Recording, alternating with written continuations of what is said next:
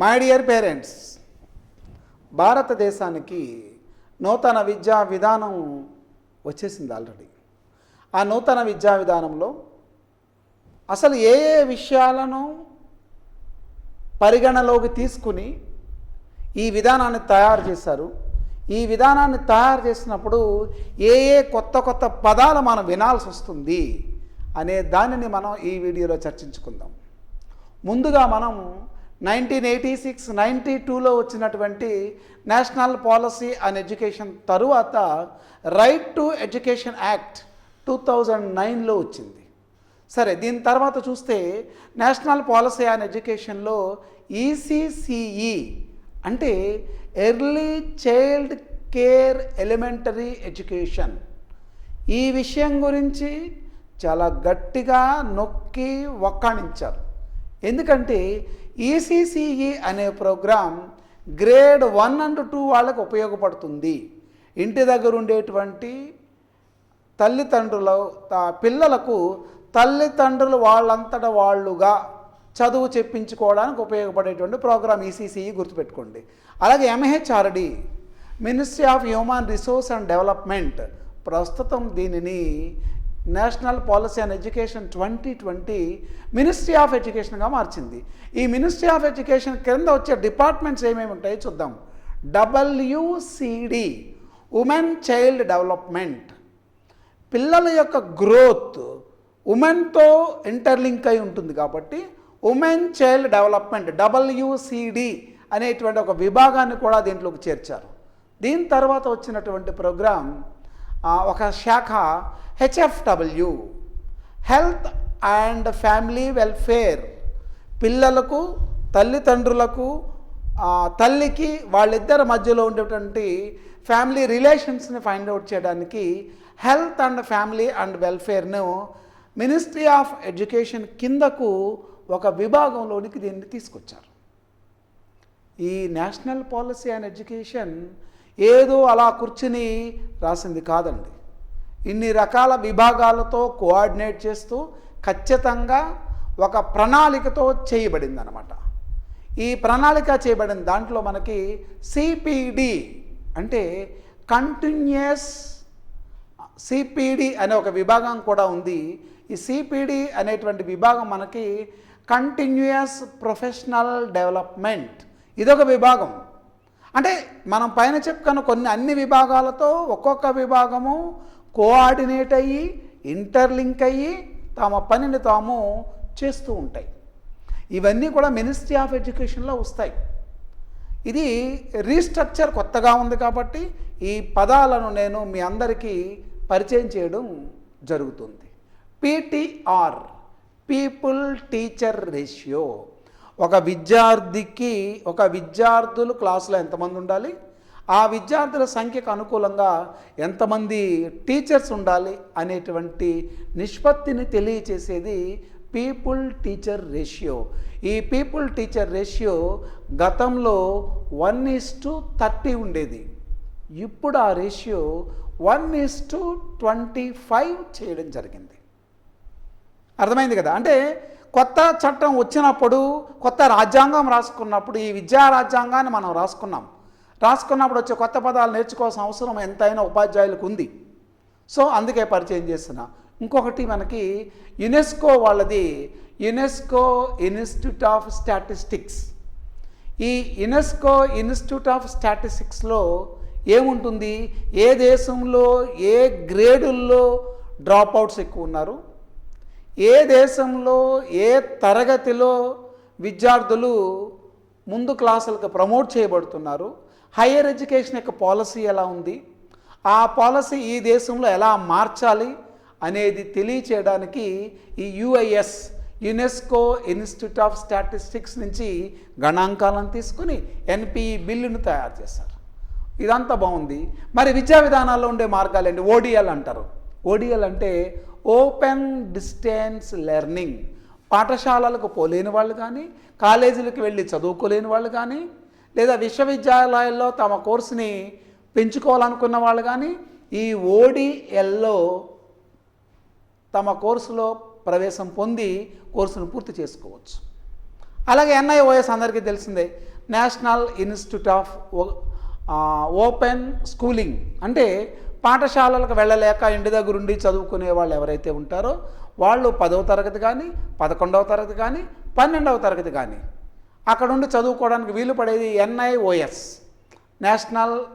అలాగే ఇంకొకటి మనకి ISL ఇండియన్ సైన్ లాంగ్వేజ్, అంటే ఏ భాషలో విద్యను బోధిస్తే వాళ్ళకు బాగా అర్థమవుతుంది అని చెప్పేది ISL. ఇది కాకుండా NCF 2005 అంటే నేషనల్ కరిక్యులం ఫ్రేమ్వర్క్ 2005 వాళ్ళు చేసిన గైడ్ లైన్స్ కూడా ఈ నేషనల్ కరిక్యులం ఫ్రేమ్వర్క్లో ఈ నేషనల్ పాలసీ ఆన్ ఎడ్యుకేషన్లో తీసుకోవడం జరిగింది. మై డియర్ టీచర్స్, మీకు ఈ వీడియో నచ్చిందని అనుకుంటున్నాను. నచ్చినట్లయితే ఈ వీడియోని మీరు లైక్ చేయండి, లేదా నేను చెప్పే ఈ నేషనల్ పాలసీ ఎడ్యుకేషన్లో ఏదన్నా మీకు సందేహాలు ఉన్నట్లయితే కామెంట్ బాక్స్లో కామెంట్ చేయండి. అలాగే friends, we will see once again చాలా పాత విషయాలు ఏవైతే ఉన్నాయో NCERT national council for educational research and training, దీని కింద ప్రతి రాష్ట్రంలో ఉండే విభాగాలు మీ అందరికీ తెలిసినవే. State council for educational research and training, ఈ విభాగాలతో ఇప్పుడు వచ్చినటువంటి national policy on education coordinate చేయాలి. ఈ కోఆర్డినేట్ చేయడానికి ఈ బోర్డుల్లో నిర్ణయాలు తీసుకోవడానికి ఒక BOA కూడా ఉంటుంది. BOA అంటే బోర్డ్ ఆఫ్ అసెస్మెంట్. ఈ బోర్డ్ ఆఫ్ అసెస్మెంట్లో దేశంలో అన్ని రంగాల నుంచి తీసుకున్నటువంటి నిష్ణాతులు, ప్రముఖులు, మేధావులు, విద్యావేత్తలు వీళ్ళందరినీ తీసుకొచ్చి దాంట్లో కూర్చోబెట్టి బోర్డ్ ఆఫ్ అసెస్మెంట్గా తయారు చేస్తారు. అలాగే ఇప్పుడు కొత్త పాలసీ ఆన్ ఎడ్యుకేషన్లో వాళ్ళు ఏం తీసుకొచ్చారంటే NACSE. NACSE అంటే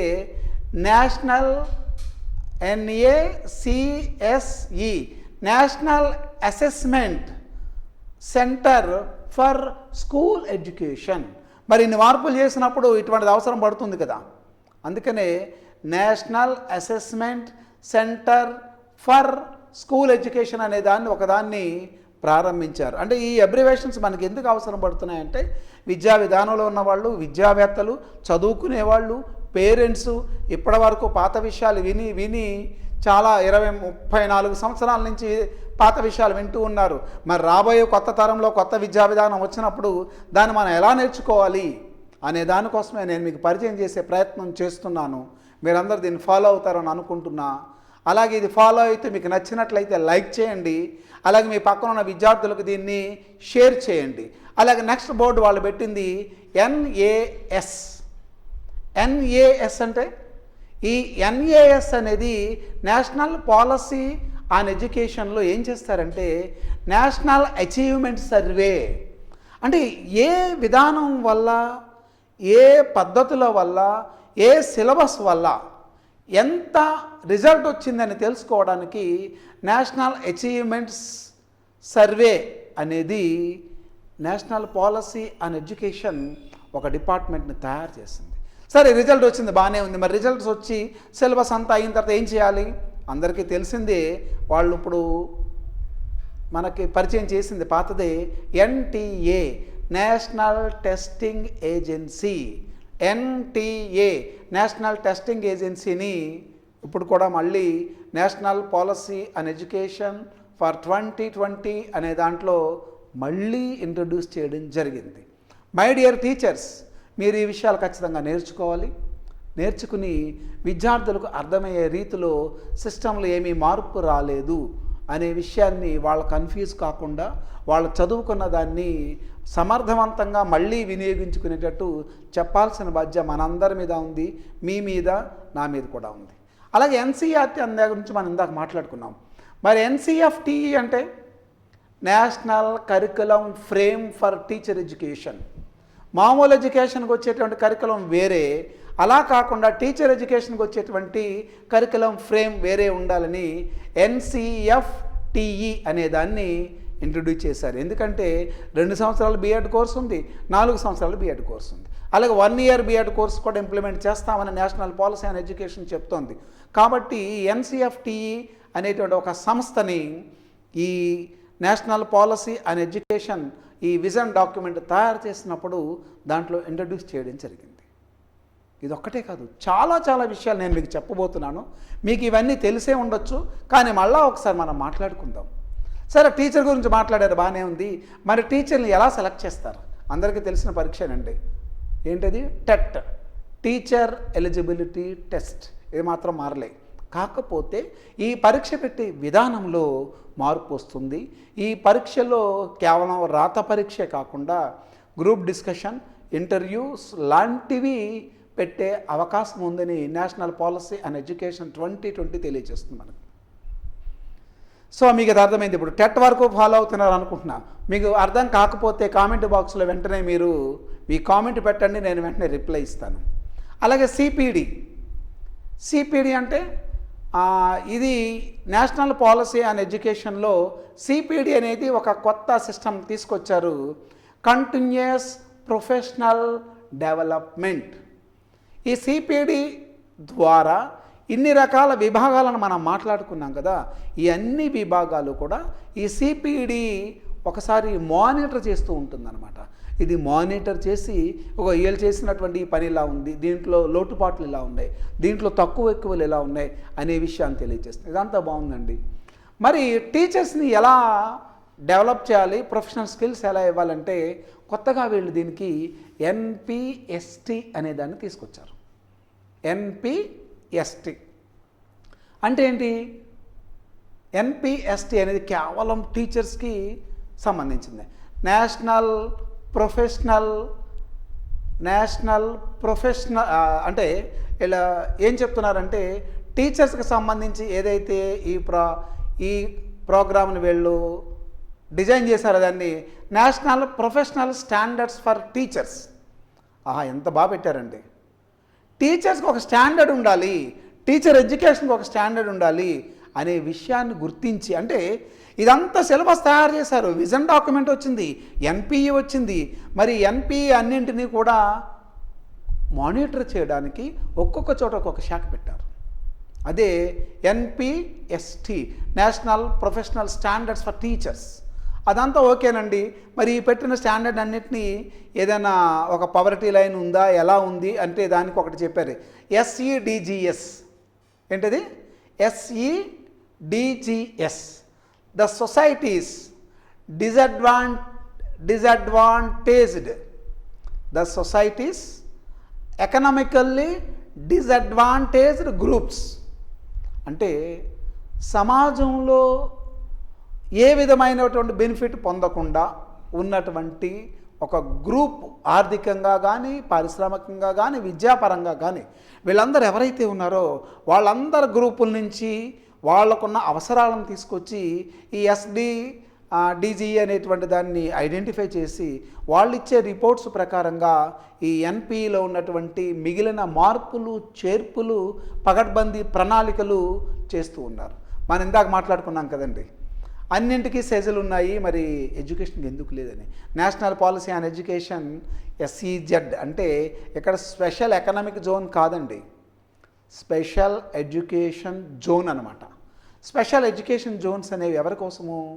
విద్యావేత్తలుగా రాణించాలనుకునే వాళ్ళకి, ఎడ్యూప్రెన్యూర్గా రావాలనుకునే వాళ్ళకి, ఎడ్యుకేషన్ టెక్నాలజీతో ముడిపెట్టి ముందుకు వచ్చేటువంటి ట్యూటర్స్ ప్రైడ్ లాంటి సంస్థల కోసం మరిన్ని సంస్థలు రావాలని, భారతదేశంలో ముందుకు వెళ్ళాలనే ఆలోచనతో దీన్ని పెట్టారు. ఇదంతా బాగానే ఉందండి. మరి పాతలో ఉండేటువంటి SSA ఏమైపోయింది? SSA అలాగే ఉందండి. SSA సర్వశిక్షా అభియాన్, RSA రాష్ట్రీయ శిక్షా అభియాన్, ఇవన్నీ బాగానే ఉన్నాయి, ఇవన్నీ నడుస్తూ ఉంటాయి. అంటే ఇవన్నీ ఒక మానిటరింగ్ బాడీస్ అనమాట. ఏదైతే ఒక మెయిన్ గోల్ అనుకున్నారో ఆ గోలుని పూర్తి చేయడానికి చిన్న చిన్న విభాగాలుగా చేసి ఆ విభాగాల వాళ్ళకి ఫీడ్బ్యాక్ ఇవ్వడానికి SSA కానీ దానికి ఉన్నటువంటి RSA కానీ ఉపయోగపడతాయి. ఇవి రాష్ట్రాల స్థాయిలో పనిచేస్తూ ఉంటాయి. అలాగే ఇంకొకటి మనకి SSA RSA కాకుండా SSSA అని ఒకటి చెప్పారు. SSSA అంటే SSA అంటే మనకు తెలుసు సర్వశిక్షా అభియాన్, RSA అంటే రాష్ట్రీయ శిక్షా అభియాన్. మరి SSSA అంటే ఏంటి? స్టేట్ స్కూల్ ఏంటి? State school standard authority. ఇందాక వాళ్ళు ఏం చెప్పారంటే ఫస్ట్లో నేషనల్ పాలసీ ఆన్ ఎడ్యుకేషన్లో గ్రేడ్లుగా విభజించారు కదా. ఒక్కొక్క గ్రేడ్ అంగన్వాడీలో ఉండొచ్చు, ఒక గ్రేడ్ వేరే చోట ఉండొచ్చు. అటువంటి వాటిని ఐడెంటిఫై చేయడానికి SSSA అనే దాన్ని తీసుకొచ్చారు. అలాగే ఇంకొక బాడీ ఒకటి వచ్చింది, SQAAF. ఏంటిది? SQAAF అంటే స్కూల్ క్వాలిటీ. SQAAF. ఈ SQAAF అనేది ఏం చేస్తుంది అంటే ప్రతి స్కూలులో ఉండేటువంటి క్వాలిటీని అసెస్ చేసి, ప్రతి స్కూల్లో ఉండే క్వాలిటీ, ఆ స్కూల్లో ఉన్నటువంటి విద్యాబోధన ఆధారంగా ఆ క్వాలిటీని అసెస్ చేసి ఆ స్కూల్స్ అన్నింటినీ ఒక అక్రిడేషన్ ఫ్రేమ్లోకి తీసుకొస్తుంది. ఆ అక్రిడేషన్ ఫ్రేమ్లోకి తీసుకొస్తే ఆ స్కూల్ యొక్క స్టాండర్డ్ని నిర్వర్తించడానికి, ఆ స్టాండర్డ్ని నిర్వచించడానికి, ఆ స్కూల్కి మంచి టీచర్ని పంపించడానికి, ఆ స్కూల్కి అవసరమైన సౌకర్యాలు ఇవ్వడానికి ఈ బోర్డు ఉపయోగపడుతుంది. అలాగే ఇంకొక బోర్డు కొత్తగా వచ్చింది మనకి, NACSE. NACSE. ఈ NACSE ఏం చేస్తుంది? వీళ్ళు ఈ NACSE అనేటువంటి ఒక విభాగం నేషనల్ పాలసీ ఆన్ ఎడ్యుకేషన్లో ఇంట్రడ్యూస్ చేయడం జరిగింది. What is this? ఇది కూడా దేనికి సంబంధించింది అంటే నేషనల్ అసెస్మెంట్ సెంటర్. ఏంటి? National assessment centre for school education. అంటే స్కూల్ ఎడ్యుకేషన్లో ఏ విధమైనటువంటి విధానాలు అంటే యూరోప్లో ఉందండి. ఆ యూరోప్లో ఒక స్కూల్లో ఏదైనా మార్పు తీసుకురావాలంటే అమెరికాలో ఏం జరిగేదంటే ఆ లోకల్గా ఉండే పేరెంట్స్ టీచర్ బాడీ ఒకటి ఉండేది. ఆ బాడీ కూర్చుని కొన్ని విషయాలు చర్చించి ఆ చర్చించిన వాటిని ఇంప్లిమెంట్ ఎలా చేయాలని ఆలోచించేదే ఫర్ స్కూల్ ఎడ్యుకేషన్కి సంబంధించినటువంటిది ఇప్పుడు మనం చెప్పిన ఈ బాడీ లాంటిది. అలాగే మనం HEI అన్నాము. REI గురించి ఇందాక మాట్లాడుకున్నాం, రీజనల్ ఇన్స్టిట్యూట్ ఆఫ్ ఎడ్యుకేషన్. అలాగే ఇక్కడ HEI హయ్యర్ ఎడ్యుకేషన్ ఇన్స్టిట్యూట్స్.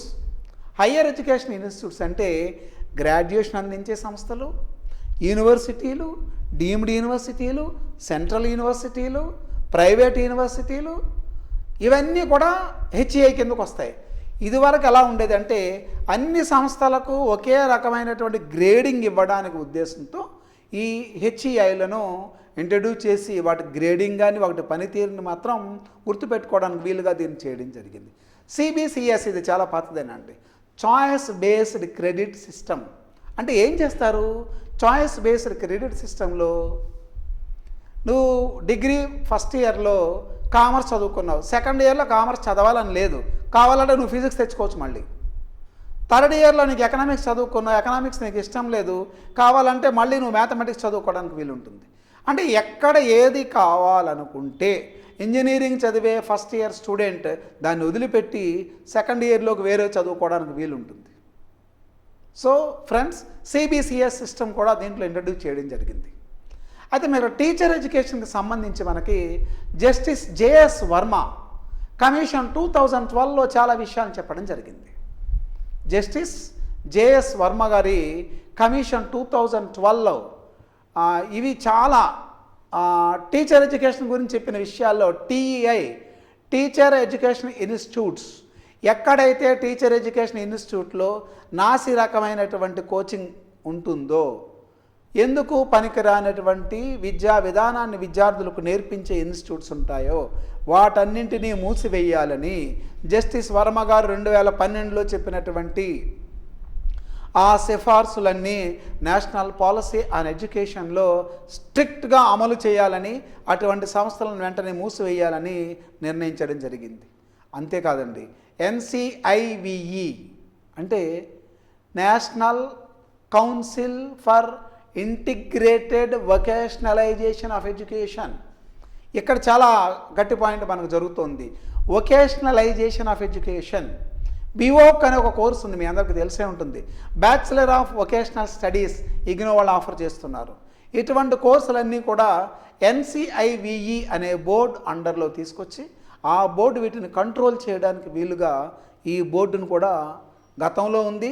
ఇది కూడా ఇప్పుడు అన్ని బోర్డులు అన్నింటితో కూడా కోఆర్డినేట్ చేసుకుంటూ మన నేషనల్ పాలసీ అండ్ ఎడ్యుకేషన్ కొత్త దాన్ని ఇంప్లిమెంట్ చేసుకోవడానికి అవకాశం ఉంటుంది.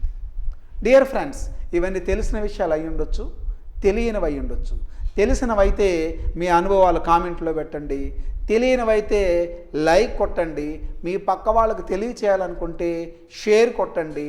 మా ఛానల్ మీరు సబ్స్క్రైబ్ చేయలేకుంటే వెంటనే సబ్స్క్రైబ్ చేయండి.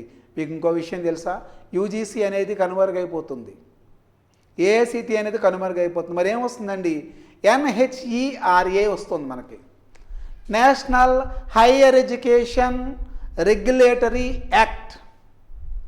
అంటే ప్రపంచంలో అభివృద్ధి చెందిన దేశాలలో ఉన్నటువంటి అన్ని మాడ్యూల్స్ని తీసుకొచ్చి NHERAలో భారతదేశం ఇప్పుడు ఏం చేస్తుందంటే నేషనల్ పాలసీ అండ్ ఎడ్యుకేషన్లో తీసుకొచ్చి ఇంప్లిమెంట్ చేయగలుగుతుంది. సో మనం ఇప్పుడు ఆలోచించాలి, ఇన్ని మార్పులు జరుగుతున్నాయి కదా, ఇవి మార్పులు మనకు అమలుకు నోచుకోవాలంటే మనం ఏం చేయాలి? ఖచ్చితంగా వీటిని మనం పాటించాలి. పాటించేటట్టు ప్రతి పౌరుడు దాని మీద పోరాడాలి.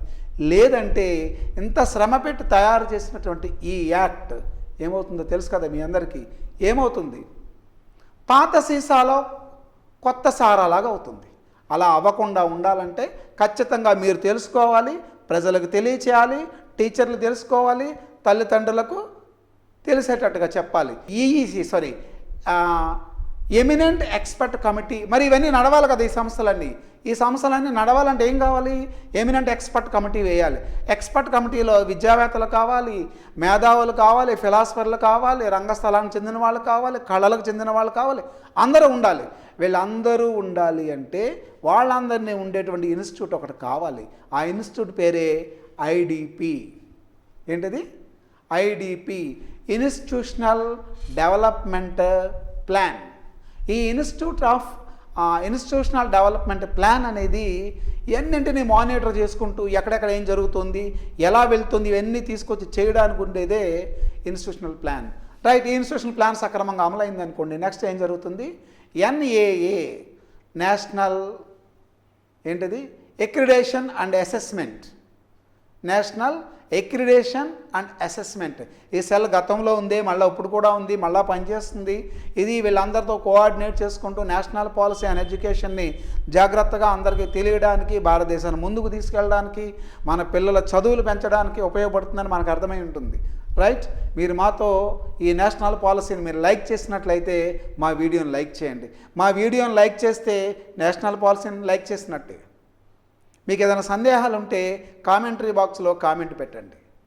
అలాగే మీకు బాగా నచ్చింది అనుకోండి, వెంటనే షేర్ చేసి మీ పక్కన ఉన్నటువంటి టీచర్లకి ఇవ్వండి.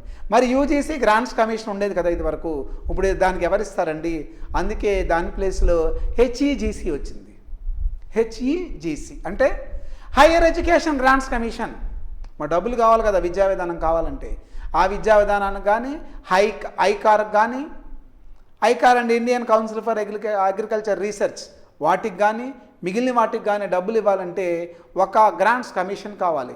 హైయర్ ఎడ్యుకేషన్ గ్రాంట్స్ కమిషన్ అనే దాన్ని కూడా ఈ చట్టం ద్వారా మళ్ళీ ప్రజల ముందుకు తీసుకురాబోతున్నారు. వీళ్ళందరి సహకారంతో ఒక అద్భుతమైనటువంటి విద్యా వ్యవస్థను భారతదేశంలో నిర్మించి భారతదేశాన్ని ఉన్నత శిఖరానికి తీసుకువెళ్ళడానికి నేషనల్ పాలసీ అండ్ ఎడ్యుకేషన్ ఉపయోగపడుతుందని ట్యూటర్స్ ప్రైడ్ మనస్ఫూర్తిగా భావిస్తుంది. మీరు కూడా భావించినట్లయితే మా వీడియోని లైక్ చేయండి. లైక్ చేస్తే మీరు ఈ కంటెంట్తో ఏకీభవిస్తున్నట్టే. మీరు మాకు కామెంట్ చేయండి, మీకు ఏమైనా సందేహాలు ఉంటే మా టీం మీకు రిప్లై ఇస్తుంది. అలాగే మీ పక్కన ఉన్నటువంటి టీచర్లకు తెలియని వాళ్ళు ఎవరైనా ఉన్నట్లయితే ఆ టీచర్లందరికీ కూడా దీన్ని షేర్ చేయండి. ఓకే ఫ్రెండ్స్, మీ అందరికీ ఇది నచ్చిందని భావిస్తున్నాను. చాలా విషయాలు ఈరోజు మనం చర్చించుకున్నాము. ఈ వీడియోని చివరిదాకా చూసి వాచ్ చేసినందుకు మీ అందరికీ ధన్యవాదాలు తెలియజేస్తున్నాం ట్యూటర్స్ ప్రైడ్ తరపున. మీరు ఈ వీడియోని 1000 మందికి అందేటట్టుగా చేర్చండి. ఈ సబ్జెక్ట్ అందరికీ తెలియాలి, కొత్తగా వచ్చింది. సో మీరు చదువుకున్నట్లయితే లేదా మీ పిల్లల్ని చదివిస్తున్నట్లయితే, ఇంకా ముందుకు వెళ్ళాలనుకున్నట్లయితే ఖచ్చితంగా ఈ సబ్జెక్ట్ మీకు అవసరం. మై డియర్ టీచర్స్, మీరే దీని వారియర్స్. దీన్ని తీసుకువెళ్ళి అందరు టీచర్లకు అందేటట్టుగా చూడండి. Thank you my dear teachers, parents and friends. Thank you very much.